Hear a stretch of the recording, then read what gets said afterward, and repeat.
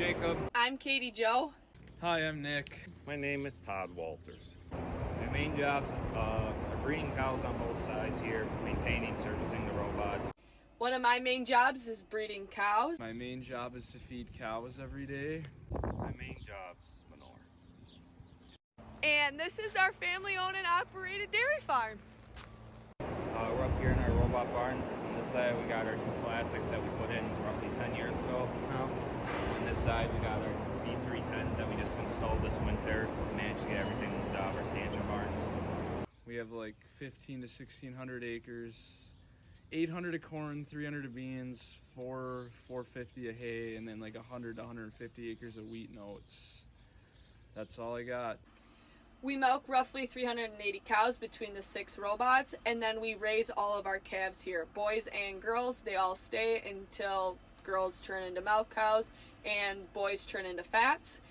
We also have a few beef. Welcome to the Walters.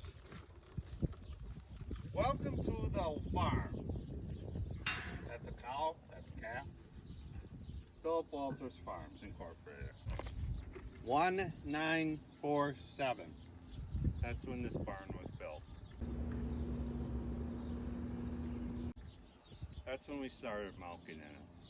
We milked there till 2025. When did the farm start?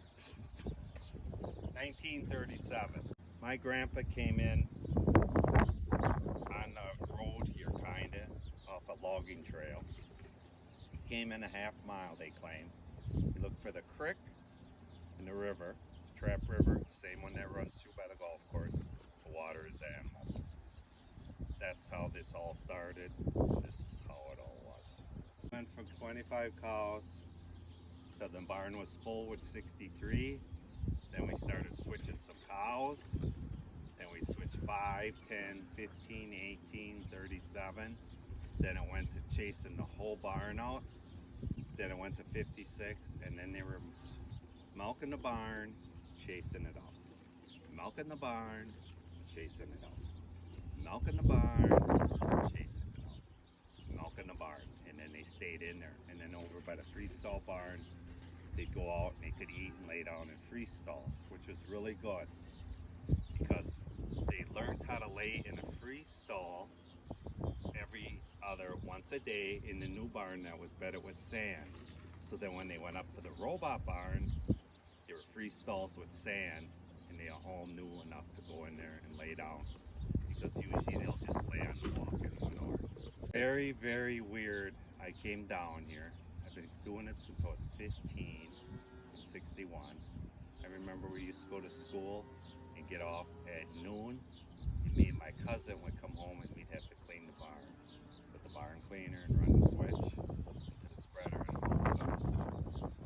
3 months ago, we quit doing that, and it was very weird. From 15 to 61, not having to throw that switch and clean the barn. Very, very, very good in the skid loader. Very good.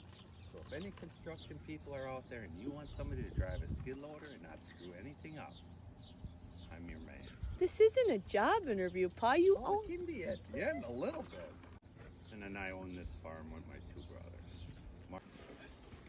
This was the old milk house. Bulk tank's still there. We milked with 10 units, 5 units each. And that pipe goes over to dump it into the bulk tank. But there was a flat bulk tank here. And this is right where the hose went. Got hooked on there, and then it went right in the tank when we used the step saver. And this is the barn cleaner I was talking about. Switch is right there. You turn it on, goes around, goes that way. And you gotta clean it every day, because if you were like 2 hours late, it can hardly run and roll back, and it's a big mess. And then this is where, stay there.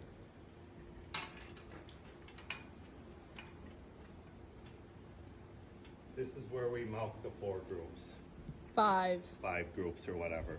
There was some stalls here and here and here. We ripped these stalls out already, but those were full of cows. These were full of cows. Nick used to feed with that cart. And then you would 37 here, and then on the other end, there's 4 on each side that are big stalls. What do you miss most about being in here? Big Mac. My grandmom used to put 5 to 6 Big Macs when you used to walk in the door by that. It's called a breeder box, and the thing flips down, and she'd have food there every time, because towards the end she'd help wash while one person would milk with 6 units, 3 on each side. I miss the food. I didn't have food when it was me and Jacob in here.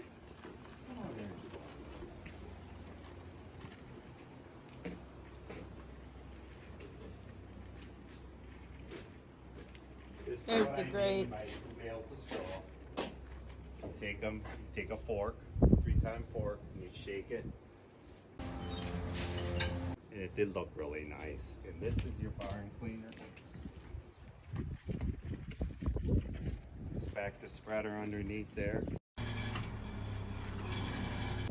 Every day, no matter if it's 50 below or 200 above. Back in there, goes up, drops in the spreader, and then it goes back down. That's what I mean by if you didn't put straw on, it would be gushy. And then it wouldn't go up there and it would all run back and you'd have a mess. Come over here.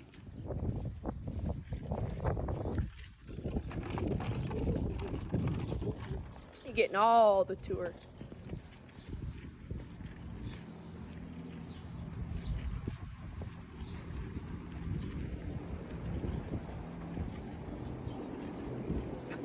And this is where they used to come in. Don't show them that tall one. This is where they come in and lay at night. And those are the free stalls. Why is that stall way up?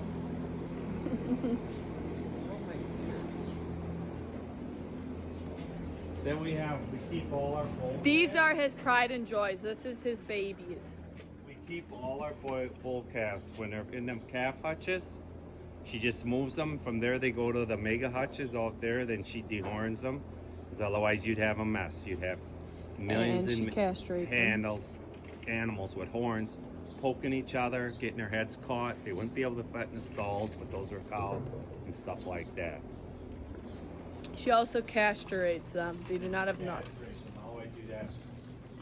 So then from the mega hutch, they come in here to that size. Then they go to this size.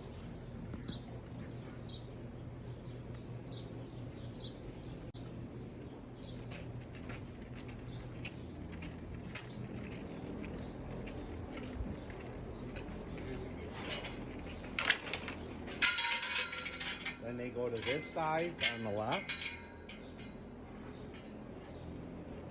Look at how even I got them. I have no big ones and little ones mixed all up. If you ran a 2x4 across their backs, you'd only be off by this much. That level would be level. It would be level. Then you got this pen. Look at all them are all level, mellow. And then they go to here. And these weigh probably, I don't know, He doesn't know. like the one on the right there, walking away. That probably weighs 1,500-1,600. And then I clean that every week or so, and then I clean my pens accordingly. But look what they do. They eat the boards. They eat They eat everything. They constantly chew, lick everything. Everything. They play with this board. If you don't put a chain on this, they'll have every board open in the morning and they'll run and destroy everything. You gotta shut that, don't you, or no? That gate, no. Then I feed them hay in the morning, silage at night. Then I got my shavings, my sawdust, my dry shavings, and then we bale hay if we can get it nice and dry, which is hard to do. And this is plumb full Come end of summer. in the summer, and that's what's left. Right, little squirt.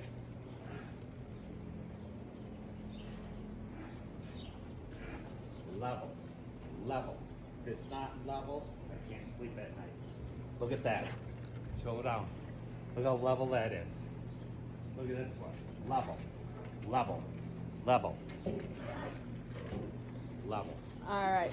I like level. And ours are fire extinguisher in case we light on fire. It's probably expired.